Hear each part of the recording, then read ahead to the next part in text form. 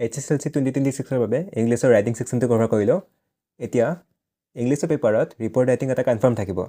এতিয়া ৰিপৰ্ট ৰাইটিংত অলপমান ডিটেইলছ দিয়া থাকিব যেনে ডেটটো দিয়া থাকিব টাইম দিয়া থাকিব ইভেন্টটো ক'ত হৈছে সেইটো দিয়া থাকিব আৰু সেইটোৰ ওপৰত এটা ৰিপৰ্ট ৰাইটিং লিখা এটা আহে ঠিক আছে এতিয়া ইয়াত এটা কোৱেশ্চন দিয়া আছে your school recently organized a workshop on music and dance use the following information to write a report for your school bulletin so এইটোৰ এনসাৰটো ইয়াত দিয়া আছে ইয়াৰ পৰা চাই ল'ব পাৰে কিন্তু মেইন কথা হ'ল ৰিপৰ্ট ৰাইটিং লিখোতে কি ফৰ্মেট ফলো কৰিব লাগে ৰিপৰ্ট ৰাইটিংখন লিখোতে ফাৰ্ষ্ট অফ অল হেডিংটো দিব লাগে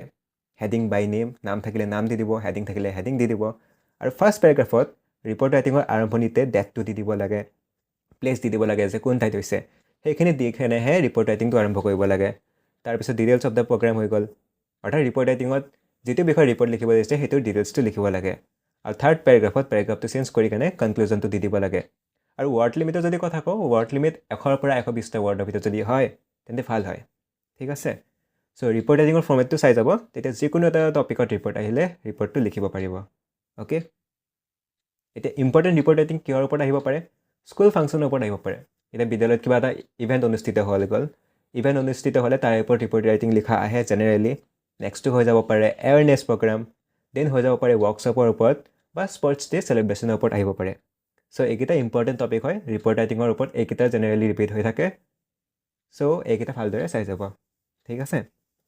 এতিয়া নেক্সটটো হৈ গৈছে এছে ৰাইটিং এতিয়া এছে ৰাইটিং এখন পেপাৰত থাকিবই এছে ৰাইটিঙৰ যিকেইটা ইম্পৰ্টেণ্ট হয় সেইকেইটা ইয়াত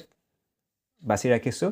যেনে importance of discipline in student life memorable day in Euro life আৰু এইকেইটা ইম্পৰ্টেণ্ট হয় এইকেইটা স্পেচিফিকেলি চাই যাব তাৰোপৰি দ্য ইম্পৰ্টেঞ্চ অফ ডিচিপ্লিনটোৰ বিষয়ে এক্সপ্লেইন কৰা আছে ইয়াৰ পৰা পঢ়ি ল'ব পাৰে ঠিক আছে নেক্সট হৈ গৈছে ইয়ৰ এইম ইন লাইফ তোমাৰ জীৱনৰ লক্ষ্য এইটো বহুত ৰিপিটিং হৈ থাকে সেইকাৰণে ইয়াত দি দিছোঁ ইয়াত এক্সপ্লেইন কৰা আছে ইয়াৰ পৰা চাই ল'ব থাৰ্ডটো হৈ গৈছে দ্য ইম্পৰ্টেঞ্চ অফ ট্ৰিজ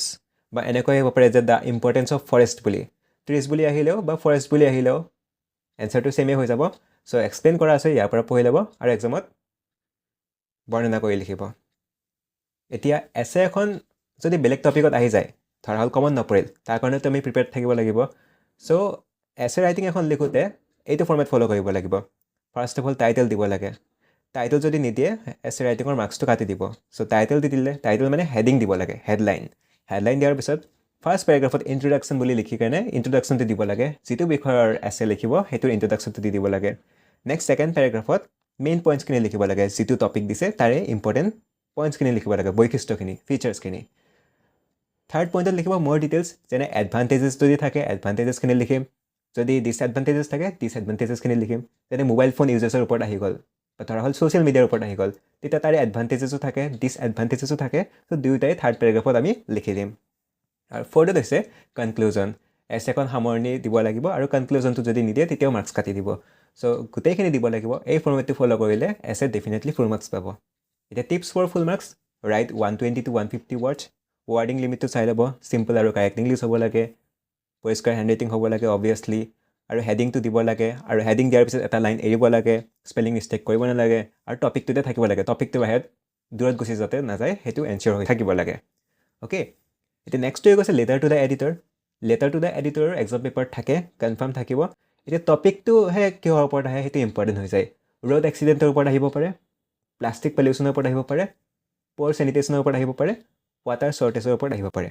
এইকেইটা মেইনলি ৰিপিট হৈ থাকে প্ৰি টেষ্টতো আহিছে প্ৰিভিয়াছলিও মাল্টিপল ইয়াৰ্ছত এইকেইটাই বেছিকৈ ৰিপিট হৈ থাকে চ' এইকেইটা স্পেচিফিকেলি দি দিছোঁ চ' এইকেইটাৰ ওপৰত চাই যাব লেটাৰ টু দ্য এডিটৰ লিখোঁতেও এটা ফৰ্মেটিং থাকে ফাৰ্ষ্ট অফ অল দিব লাগে চেণ্ডাৰ্ছ এড্ৰেছ তাৰপিছত ডেট টু দ্য এডিটৰ বুলি লিখি নিউজ পেপাৰখনৰ নাম দি দিব দ্য হিন্দুস্তান টাইমছ বা ইকনমিক টাইমছ বা আছাম ট্ৰিবিউন এনেকুৱা কিবা এটা দি দিব তাৰপিছত চিটি দি দিব লোকেশ্যন এটা দি দিব আৰু ছাবজেক্টটো দি কেনে এক্সপ্লেইন কৰি যাব অ'কে আৰু লাষ্টত থেংকিং ইউ ইউৱাৰ্ছ ফেইথফুলি আৰু নামটো যিকোনো নাম দি দিব পাৰে বা ব্লেংক ৰাখি দিলেও একো নহয় চ' এইকেইটা আছিলে ৰাইটিং ছেকশ্যনৰ ইম্পৰ্টেণ্ট কুৱেশ্যনছ আৰু ফৰ্মেটিং চ' এইকেইটা ডেফিনেটলি ভালদৰে চাই যাব so' that's it for today thank you for ৱাচিং